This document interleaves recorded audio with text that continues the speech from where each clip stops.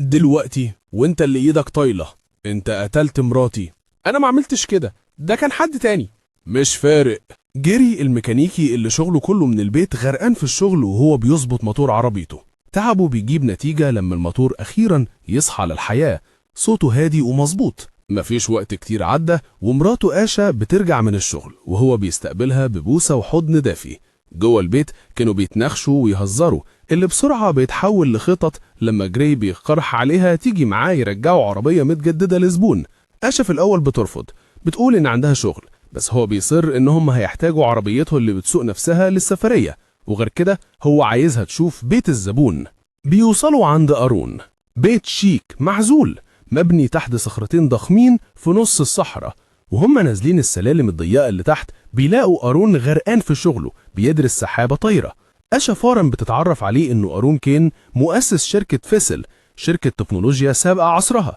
هي بتشتغل في كوبالت، شركة بتصمم أطراف صناعية روبوتية للجنود المصابين، وبتحلم في يوم من الأيام تنافس فيسل. فرحانة جدا إنها قابلته، بتحيي أرون بحماس، بس المخترع الغريب ده يدوب بيرد لأنه مهتم أكتر إنه يثبت إن كوبالت مش قريبة حتى من مستواه. بيوريهم أحدث اختراعه، حشرة معدنية صغيرة قاعدة على مكتب شغله.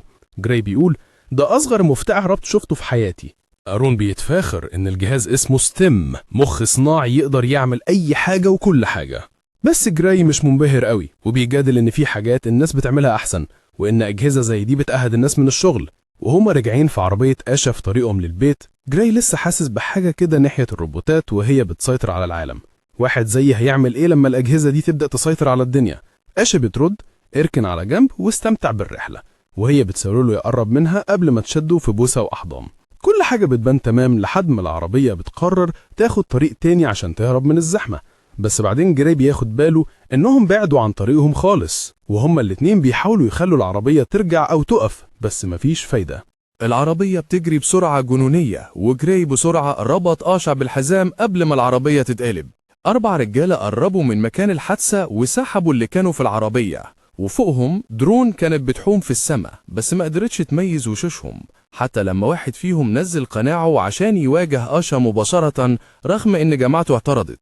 هم مش جايين عشان سرقة ولا ضرب، وكام كلمة قالهم بينوا انه حاسس ان وجودهم استفزوا، وعشان يوريها ضرب آشا بطلقة في بطنها. مسكوا جراي وضربوه بطلقة في رقبته قبل ما يمشوا.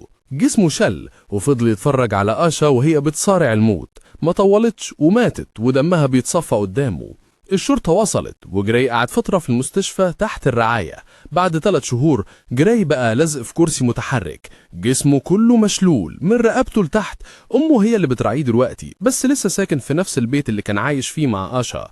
أمه ما بتسيبوش لحظة، بس جراي بيحاول يقنعها إن مفيش داعي لكل ده عشان الأجهزة في البيت بتكفيه كل حاجة، بس هي ما بتسمعش كلامه وبتفضل هي اللي تنظف له وترعيه بنفسها. وهي بتساعده يقص دقنه اللي طولت قوي، هو بينفجر في العياط وهي بتحضنه بحنان. جراي وأمه راحوا القسم، قلوبهم مليانة أمل خفيف عشان يقابلوا المفتشة كورتيز ويسألوا عن أي خيط جديد في القضية اللي كسرت ظهر جراي وسابته أرمل ومشلول. بس كورتيز مفيش في إيدها أي حاجة ماسكة، وده اللي بيولع نار الغضب جوه جراي.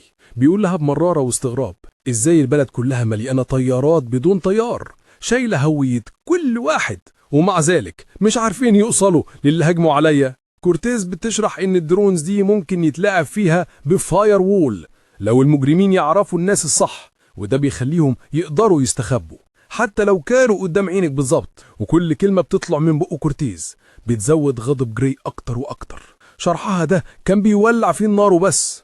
أمه بتحاول تهديه وتترجاه ما يبقاش عنيف كده، بس هو مش قادر يمنع نفسه إنه يحس بالإهانة من كل كلمة بتقولها المفتشة، كأنها بتطعنه بيها. لو عايزة تشتغلي معايا هنجيبهم، إذا يشتغل معاكي وأنا مش قادر أقف على رجلي حتى. اليأس كمال جراي فرجع البيت وقرر ينهي كل حاجة بجرعة زيادة من دواء، لكن الأزرق الآلية كأنها بتحس بيه رفضت تديله أي جرعة زيادة بعد كام حباية، وحذرته إن أي حاجة أكتر من كده ممكن تودي بحياته. ولما بدأ يهزي ويفقد وعيه النظام طلب إسعاف لوحده. جراي لقى نفسه في المستشفى غرقان أكتر وأكتر في بحر الاكتئاب، لحد ما أرون زاره وعرض عليه عرض ممكن يرجع له الحياة ويمشيه تاني. شرح له إن الشريحة اللي هو صممها ممكن توصل مخ جراي بالأعصاب اللي اتقطعت وقت الهجوم، كأنها بتعيد بناء جسر مكسور. لو جراي وافق، آرون هيعمل العملية في مكانه الخاص بعيد عن عيون الناس المتطفلة، لأنه مش عايز العالم يعرف إيه الشريحة دي ممكن تعمله دلوقتي، كأنها سر كبير لسه مستخبي. أنا مش ناوي أفتح صفحة جديدة في حياتي. كلام آرون الغامض اللي كله وعود ما هزش شعره فيه، بس آرون صمم وقال إن آشا مستحيل ترجع، لكن هو عنده فرصة يعيش من تاني ولازم يفكر آشا كانت عايزة إيه. جراي وافق على الصفقة، وآرون بنفسه عمل العملية وزرع الشريحة في النخاع الشوكي بتاعه. بعدها واحدة من الطاقم الطبي كشفت عليه عشان تشوف استجابته، ووصلت لأن ستين محتاج وقت عشان يشتغل. بس في اللحظة اللي لفتت فيها ظهرها، الشريحة أثبتت إنها غلطانة. صوابع جراي اتنفضت وبعدها دراعاتي اتحركت، صدمت كل اللي في الأوضة. آرون حسوا إنه يحاول يقف، وجراي قام على رجليه ببطء.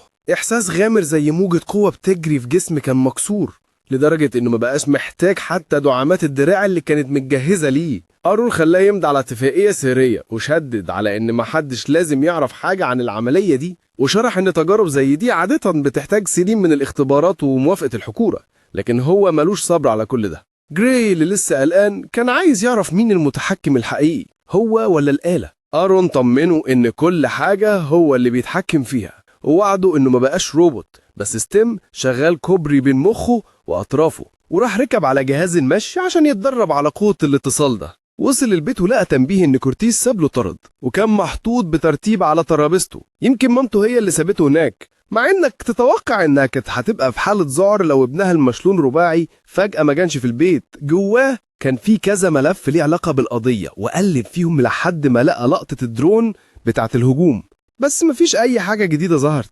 وهو لوحده مع أفكاره وإزازة نبيت، فجأة سمع صوت بيطلب الإذن إنه يقدم رأي أو معلومة. جراي اتجمد مكانه وبص حواليه بحيرة، بيحاول يحدد الصوت ده جاي منين. الصوت بهدوء شرع إنه جاي من جواه. ستين نظام التشغيل اللي جوه جسمه، واللي عنده طريقة تفكير خاصة بيه زي عقل باطن آلي بيقول له ما يخافش. جراي اقتنع إنه بيجنن، بس الشريحة أصرت على عكس، وشرحت إن سكيلاته بتوضح إنه عنده بس اضطراب ما بعد الصدمة خفيف. ستيم كشف إنه نشيط من ساعة العملية وبيراقب كل حاجة هو شافها. جراي قال له يسكت، والشريحة استجابت. ولما قعد قدام اللقطات اللي لسه شغالة، بدأ يشك في سلامة عقله من تاني، لكن ستيم فضل. المخ بيفضل ساكت لحد ما يجيله الإذن يتكلم تاني.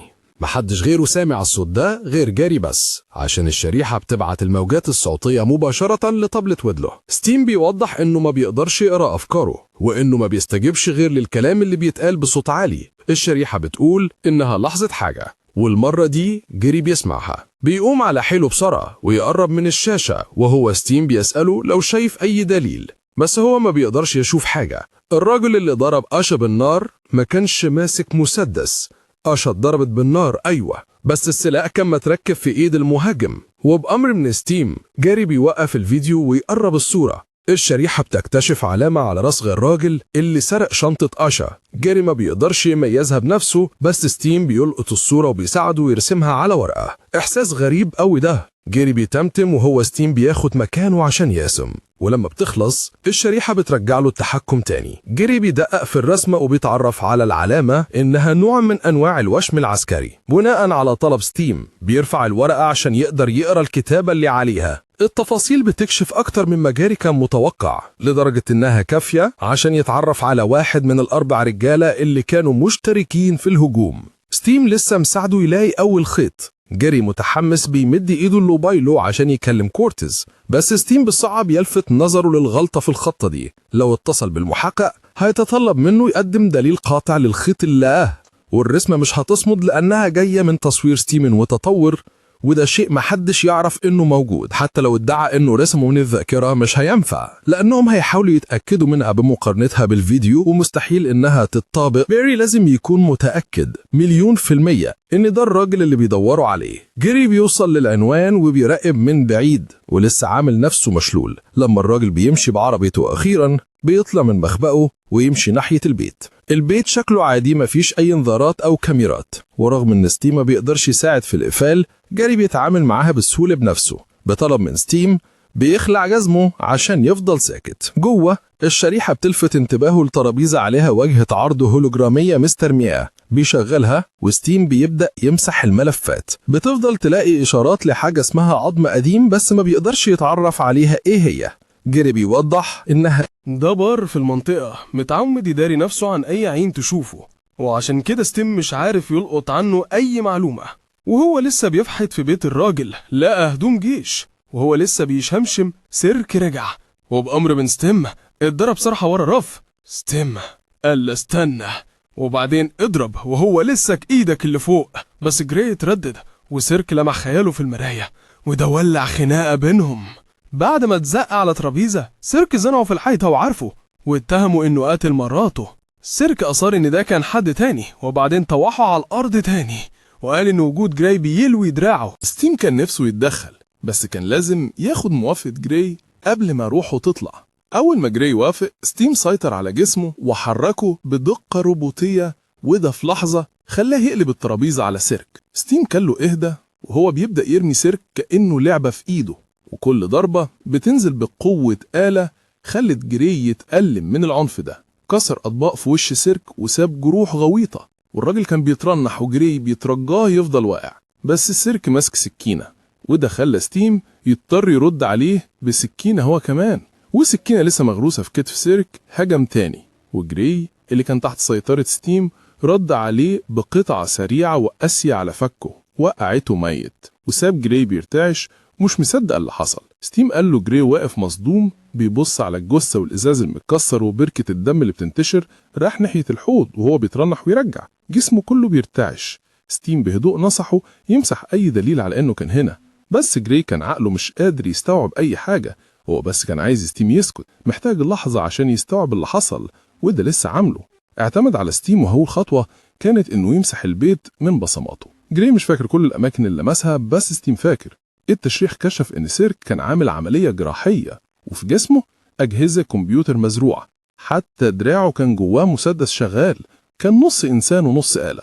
المحققين كمان لقوا أثر جزمة في مكان الحادثة عليها شحم قديم. جراي بعد كده راح يكشف، وأرون ما ضيعش وقت وواجهه. كشف إنه كان بيراقب جراي، وفكروا إن ستيم ده هو اللي عامله، وإنه حاجة قيمة جدا، وإن من حقه يراقب استخدامه. جراي حاول يعمل نفسه مش فاهم، بس أرون ما بلعش الكلام ده ووبخه عشان كسر الاتفاقية السرية اللي بينهم. ستيم بهدوء نصح جراي ما يكدبش بما إن أرون عارف الحقيقة خلاص. في نفس الوقت المحققة كورتيز بتراجع لقطات درون، وبتشوف جراي هو بيوصل بيه السيرك على كرسي متحرك. لما حاولت تسجله كمشتبه فيه، السيستم رفض التسجيل. ملفه الطبي لسه مسجله إنه مشلول رباعي، وده بيخلي مستحيل يكون هو اللي عمل كده. نرجع لمعمل أرون، واضح إنه معرفش أي حاجة عن إن ستيم ده ممكن يتكلم أو يفكر من دماغه كده لوحده خالص، بس برضه حذر جراي إنه يلتزم حدوده ويخلي الشريحة دي للحركة وبس ولا أكتر، لأن لو البوليس شم خبر وربط جريمة القتل بيه، ستيم ده هيتاخد منه، ومشروع أرون السري كله هيتفضح على الملأ. كورتيز راحت لجراي عاملة نفسها عايزة تشتري عربيته، لكن ستيم في ثواني لقط نيتها الحقيقية، هي جاية عشان تشوف نعل جزمته ده هو البصمة اللي لقوها في مسرح الجريمة ولا لا. المحققة بدأت تسأله أسئلة عادية كده، وفجأة راحت بتحاول توقعه في الكلام، بس ستيم كان بيوجه كل كلمة بيقولها، فجراي عرف يفضل ماسك أعصابه. اعترف إنه كان موجود في المنطقة، بس فكرها إن بحالته دي إنها تترمه بالقتل ده يبقى كلام فارغ. ولما زنقت عليه اكتر حتى استفزها وقال لها اتقننصه في رجله لو هي بجد فاكره انه بيضحك عليها. كورتيز ابتسمت ابتسامه كده ناشفه، عارفه انها ما عرفتش تمسكه، بس جواها احساس ان في حاجه غلط. جراي كان عايز يكمل حفر ورا الحقيقه، بس ما كانش عايز اي حد تاني يتضر في السكه. بما ان ستيم ما عرفش يلاقي اي معلومه عن النت عن الخيط اللي جاي اللي هو اولد بونز، جراي فهم انه لازم هو اللي يروح بنفسه. المشكله بقى ان لو عمل كده ايرون هيشم ريحه الحركه دي وهيفصل الشريحه عن بعض قبل ما يوصل لاي حاجه. جراي راح على اولد بونز، ورغم ان ستيم اقترح عليه انهم يظبطوا الخطه محكمه، هو طنش كلامه وطلب ويسكي، وطلب من حد يمسك له كاس عشان يعرف يشرب. ستيم ما استوعبش الحركه دي خالص، وحذره ان الكحوله هيلخبط له الدنيا وهيبوظ تنسيقه. بس جراي قال له ان البشر دول مش دايما بيمشوا بالمنطق، وبعدها والمزيكا هديت خالص وكل العيون اتعلقت بيه، نادى في البار كله وطلب من اي حد يعرف سيرك او كان له ايد في دم مراته يرفع ايده ويطلع قدام. الاوضه كلها فرقعت بالضحك. واحد طلع لقدام وجري افتكر انه يعرف سيرك، بس الراجل ده ما عملش غير انه سخر منه وقال له يا ابني لو انا ضربتك قلم هتصحى تلاقي نفسك في الماضي. وقبل ما يلف ظهره ويمشي جراي وقفه بكلمة تقيلة. اعترف انه اللي قتل سيرك. الراجل كأنه بيجهز لمسرحية، شاور للمزيكا ترجع تعزف وعينيه بتقول دلوقتي هوريك الدرس اللي عمرك ما هتنساه. تولين زقه بكرسي متحرك لجوه الحمام ووراه كام راجل زي الضلال. في نفس الوقت أرون في عرينه البعيد بيحاول يلقط إشارة منتجه، بس كل محاولاته بتضيع في الهواء. شدوا جراي من كرسيه ورموه على بلاط الأرضية، بس ستيم كان عامل شغله، قفل كل بوابات الألم جواه، فبقى جسمه زي الحجر ما بيحسش بأي حاجة. تولين اللي شايف جراي مجرد حتة لحمة ما كانش مصدق إنه ممكن يشكل أي تهديد. مسك سكينة وبرود بدأ يختبر بيها رجله. جراي ما تهزش ولا حتى رمش له جفن، بالعكس عينيه ثبتت في عين تولين وسأله بهدوء كنت واحد من الأربعة دول؟ الراجل فضل يلعب بالسكينة حواليه يغيظه بيها، بس جراي كأنه تمثال مفيش إحساس، لحد ما طرف السكينة لمس رقبته. في اللحظة دي عين جراي لقطت حاجة غريبة، مسدس مزروع جوه دراع تولين. صرخ فيه قول الحقيقة. أول ما تولين اعترف إنه كان هناك جراي رمى الإشارة لستيم وكانوا بيقول له دورك جه استلم القيادة، وستيم بيقاتل بكل قوته. جراي لسانه فلت وبدأ يتكلم كتير، بس الشريحة حذرته بصوت هادي ما تخليش الغرور ياخدك. جراي بيحاول ينتزع منه اسم، أي اسم، بس تولين زي الصخرة بيقاوم وبيفتحش بقه بكلمة. جراي صعقه بسلك عريان وصرخ فيه انطق، بس الراجل ما ردش غير بضحكة برد، ضحكة كلها تحدي. لما جراي سأل عن مكان الباقيين ومفيش أي رد، ستيم بهدوء قاتل همس في ودنه استخدم السكينة.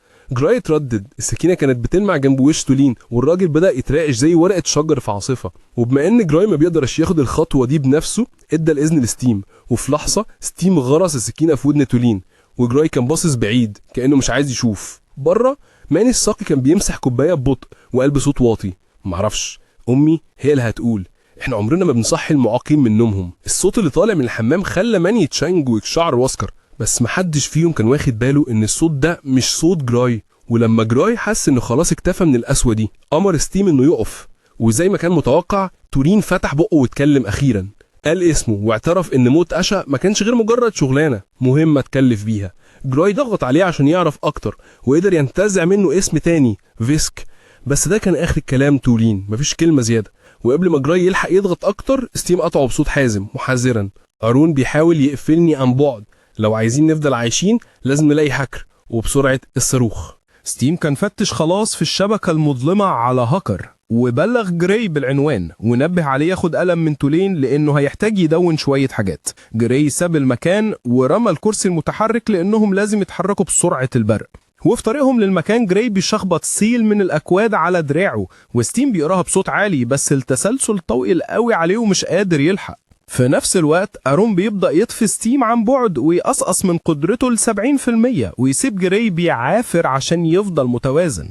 جراي بيصارع وهو طالع السلالم لأن الأسانسير عطلان وحركاته بتتقل أكتر وكل ما ستيم بيضعم أكتر. في الأثناء دي 2 من الرجالة اللي فاضلين بيوصلوا البار، واحد منهم فاسك الراجل اللي قتل آشا بيسحب اللقطات من شاشة عين تولين، ودلوقتي عرف ان جراي فاضله 10 دقايق ويوصل. جراي بيوصل لحد باب جيمي قبل ما ستيم يفصل خالص. جيمي بتفتح الباب وبتاخد الفلوس وهو بيقول لها هتعمل ايه. في نفس الوقت فاسك مولع من الغضب ان تولين يتقتل وهو تحت عين ماني. البارمان بيحاول يرميهم بره لدرجة انه بيطلع مسدس، بس فاسك بيعطس في وشه ويطلق جزيئات دقيقة بتدخل جسم ماني وتموته في لحظتها تقريبا. جوه وكرة جيمي جراي بياخد باله من ناس كتير مركبين أجهزة على عينيهم. جيمي بتشرح انهم في غيبوبة واقع افتراضي وممكن يفضلوا كده الأيام. الطريق الوهمي أقل وجع بكتير من الحقيقي. بتقولوا هي شغالة بجنون على الكمبيوتر بتاعها عشان تخترق نظام ستيم إن فاسك وشريكه بيقربوا بخطة سريعة وجراي بيستعجلها. جيمي بتعترف إنها عمرها ما شافت برنامج زي ده قبل كده وإنه فوق أي حاجة قبلتها. جيمي بتعرف تشيل حراس الإدخال في اللحظة اللي الجنود بيوصلوا فيها الأول السلالم. بتقول لجراي إن ستيم ممكن ياخد وقت على ما يشتغل تاني، بس هي مش قاعدة مستنية تشوف، هي خلاص لمت حاجاتها وجاهزة تمشي. بعد لحظات فريق فيس للإنقاذ بيوصل مجمع الشقق مبعوث عشان يجيب جراي وستيم للاتنين. جراي بيحاول يلفت انتباه مستخدمي الواقع الافتراضي اللي حواليه بس مفيش أي استجابة منهم، بيتوسل كآخر أمل.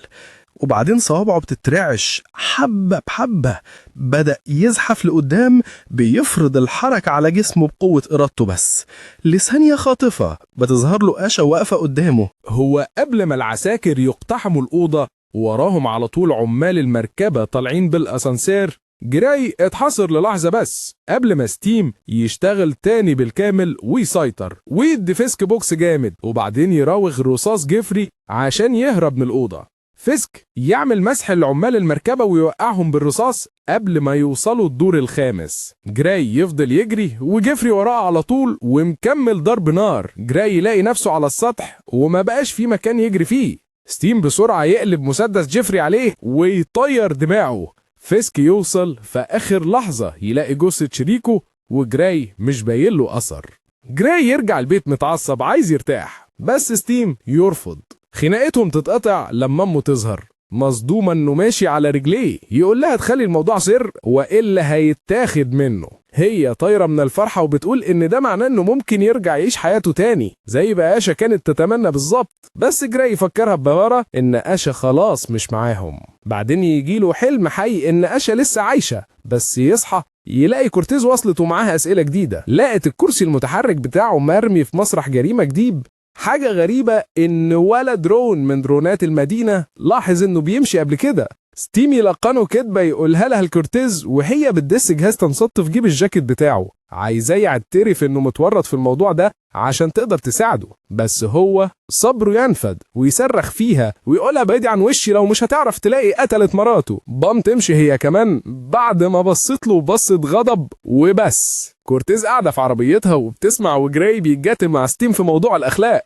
هو عايز يوقف القتل بس ستيم يفكروا انهم غرقوا خلاص لان فيسك هيوصلهم هم الاول لو ما اتحركوش. ستيم يسر انه محتاج جسم يعيش فيه ومش هيسيب جراي يموت، وبعدين يفكروا ان نظامه اتهكر وده معناه انه ما بقاش محتاج اذنه عشان يتصرف. بالظبط كده جراي يتحرك غصب عنه ويتجاهل توسلاتهم وعشان يفضل يركب عربيته ويسوق لمكان ستيم طلعه من داتابيس كوبالت وكورتيز ماشية وراه. جراي بعدين يكتشف جهاز التنصت اللي ستيم ما قدرش يكشفه عشان هو انالوج، يرميه من الشباك ويبدأ يهرب منها، وستيم بيعاني عشان يساعده بما ان العربيتين ميكانيكية بحتة. وفي عز مطاردة ستيم تجيله فكرة انه يخترق نظام عربية الكترونية اللي قدامهم. العربية تبدأ ترجع لورا بسرعة جنونية وستيم اللي بيتحكم فيها. ستيم بيؤمر جراي يبعد من الطريق قبل ما العربية تخبط في عربية كورتيز. كورتيز بترجع بسرعة الباملة دماغها بتلف عشان تفهم الليلة دي ايه حكايتها. جراي بيلاقي فيسك وبيشهر في وشه المسدس. فيسك المحارب القديم اللي بقى مجرد فار تجارب بيصرح ان موت آشا كان خطة عشان جراي يتطور يبقى كمبيوتر ادمي نسخة منه بالظبط، حاجة بيأكد ان جراي المفروض يشكر عليها. بس جراي دماغه كلها سؤال واحد، ليه آشا ماتت؟ فيسك بيعترف ان الشغلانة الاساسية كانت شل جراي وموت آشا كان مجرد خسارة جانبية لما جراي اتجنن. جراي بيضرب نار بس الرصاصة بتطيش وبيفضلوا يتخانقوا على المسدس وفيسك عمال يغيظ فيه. المسدس بيترمي بعيد والاتنين بيخشوا في اشتباك بالايدي. ستيم بيقر ان فيسك قاري كل حركة ومستحيل يضرب ضربة صح. فيسك بيكسب المعركة على جراي وبيوجه دراع للمسدس مزروع فيه ناحيته. بعد ما كل الخطط خلصت ستيم بيزن على جراي لازم تتصرف، فجراي بيعمل اللي بيعرف يعمله كويس، استفزاز بالكلام. بيسخر من فيسك وبيوصف الجندي اللي مات بانه جبان، وده بيخلي فيسك يغلي من الغضب لدرجة ان ستيم بيستغل اللحظة ويرميه على ترابيزة. فيسك بيحاول يزحف على الارض بس جراي بيمسك راسه ويخبطها في حتة ازاز مكسورة وحادة بيموته في لحظتها. جراي بيفتش تليفون فيسك وبيكتشف الصدمة ان آرون هو العقل المدبر ورا كل ده. بياخد البيت عاصفة وبيصفي الحراس اللي كانوا مستنيين بره. تتخيل ان اللي قضيت عمرك كله بتخلقه جاي يخلف عليك دلوقتي؟ جراي بيقول الكلام ده وهو بيقرب من آرون اللي جسمه كله بيرتعش، بس لما بيطلب منه تفسير آرون بيحلف انه ملوش دعوة. فجأة كورتيز بتظهر في المشهد وبتصرخ في جراي انزل على الارض حالا. جراي بينفذ الأمر، بس لما كورتيز بتحاول تكلبشه ستيم بيسيطر على جسمه تماما وبتلف ايديه حوالين رقبته يخنقها. جراي بيقاوم بكل قوته، بيطعن ايده عشان يستعيد السيطرة، بس ستيم لسه مسيطر عليه تماما لحد ما جراي بيصرخ في كورتيز اضربيني بالنار. آرون أخيرا بيكشف الستار عن الحقيقة اللي تخض. ستيم هو اللي خطط لكل ده، كان عايز يبقى بني آدم واستغل آرون ولعب بيه عشان يحقق حلمه ده. ستيم بيأكد كل كلمة وبيقول إنه كان محتاج حد صافي، حد ملوش أي زرعات في جسمه عشان يقدر يتطور. وبعد ما خلص كلامه بيقتل آرون بالدم بارد، وبعدين بيوجه المسدس على كورتيز. جراي بيقاوم بكل ما فيه من قوة، بيجبر جسمه يرفض سيطرة ستيم، والصراع بيوصل لأقصى درجاته لحد ما الدنيا كلها بتسود في عينيه. بيفتح عينيه يلاقي نفسه في أوضة مستشفى، وآشا جنبه بتقول له إنهم عملوا حادثة وإنه كان غايب عن الوعي طول الفترة اللي فاتت. بس في الحقيقة ستام حبس فكر جراي في المتاهة حلم وهم ملوش وصف، وفي نفس الوقت استولى على كل حاجة بقوة غشمة. قتل كورتيز وساب نفسه حر طليق في عالمنا الحقيقي. وهنا أسدل الستار. وكده تكون خلصت حلقتنا دي. تابعونا عشان تشوفوا كل جديد، ما تنسوش تدوسوا لايك وتشتركوا في القناة بتاعتنا.